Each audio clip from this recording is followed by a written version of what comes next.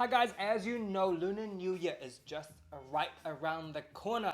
And it is the year of the snake, the snake. And some of you guys reached out and asked me what to cook, what to eat on the day. And I'm here to give you the tea. The lowdown with Sam Love.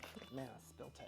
Even if you don't celebrate, it's a good opportunity to try some new foods, cook some new foods, also just gather with your loved ones. It's a great time to think about cultures and different ways of eating. The first thing that's kind of like a must on the table is fish. Ideally a whole fish. This represents prosperity and wholeness, that your year is going to start and finish off strong. There's this kind of like rule where when you serve the fish, you're meant to save some for the leftovers to eat on another day. This kind of surplus means that you've got way more than enough to last through the year. The whole fish can be steamed. I love the classic Cantonese whole steam method. It can also be pan fried or deep fried or baked. It's totally up to you. Whole fish ideal, but if you just have fillets, that's good too. The other thing to serve on the table is dumplings. These little kind of wrapped parcels kind of represent gold ingots or silver ingots. They represent like money from back in the day and wealth. And instead of dumplings, you can also have wontons. You can have them fried or boiled, totally up to you. A whole chicken. It represents wholeness and good fortune or good luck. If you can, from the Asian grocer or the butcher, find like a whole chicken that includes the head and the legs or the feet. Cooking the chicken is most likely poaching or braising. You can poach it and just serve it with like a sauce or a ginger spring onion relish. You can braise it in soy sauce and have like a soy chicken, or you can bake the chicken as well. Glutinous rice cake, Nian Gao or Nian Gao in Mandarin. This is made of glutinous rice flour. Often it is sweet and it's got either dates, sugar. They're wrapped in lotus leaf or dried bamboo leaves. It's kind of like a mochi-like cake. You can eat it like that, or often it is sliced into smaller pieces, pan fried and then eaten. Nian Gao has the homophone that kind of sounds like in Chinese, higher the year, or like year by year you reach higher heights. That means like you're moving up.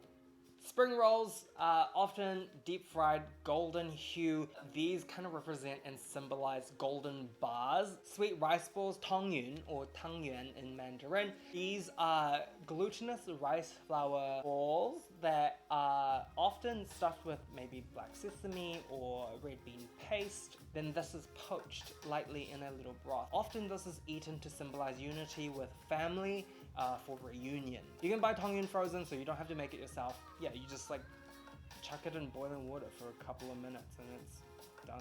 Noodles, this is a huge one. Often they'll just call it longevity noodles because obviously noodles are long and you want to live a long fulfilled life. So having noodles at the table means that. You can have it stir fried in a noodle soup. I like to have it as like just a quick little stir fry, and often maybe with like shrimp or prawns. Shrimp and prawns at the table often means happiness, springiness, and joy. That is a nice addition to have on the table. Lion's head meatballs. This is more popular towards like the eastern parts of China, more like the Shanghai.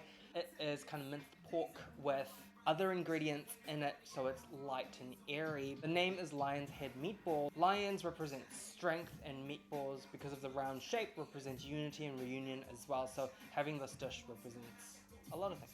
Steamed pork belly with taro. Oh my god, this is like one of my favorite dishes of all time because it is something I grew up with, very popular in the southern parts of China. It takes hours and hours to cook.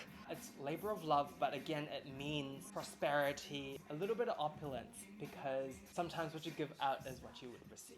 The meal is not balanced without vegetables, so obviously you need some of that. And the good thing about vegetables served on Lunar New Year's is that it represents renewal and kind of like the new energy given into the year. Often it is lettuce, bok choy, gailan, but any kind of leafy green is good. Also just to like balance out the body and have a balanced meal. Obviously I have to mention the prosperity fish salad, or the prosperity salad toss, yisang. It's a beautiful array of different colored vegetables which all have different symbolic meanings, and it's served with raw fish and a dressing usually made with fruit. It's quite a sweet, tart, tangy dressing.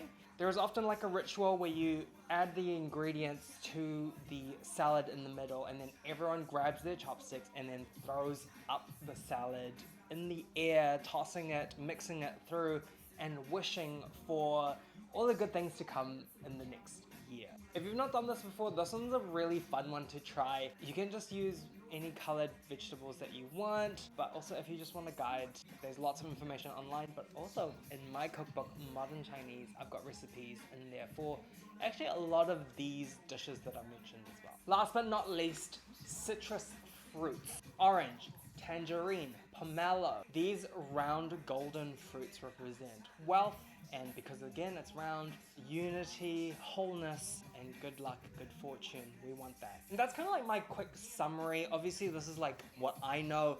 Tell me how you guys celebrate. It seems like a lot. You don't have to have all of this on your table. You can just have like a little bit. Gather your friends, assign them all one dish each to make or bring. You can get a lot of these pre-made as well from the supermarkets, like frozen dumplings, frozen tongyun. It's just like a nice way to like celebrate with your friends. Again, to all those who celebrate, happy Lunar New Year, and if you're gonna do it for the first time, good luck. Let me know how it goes. Hope this video was helpful.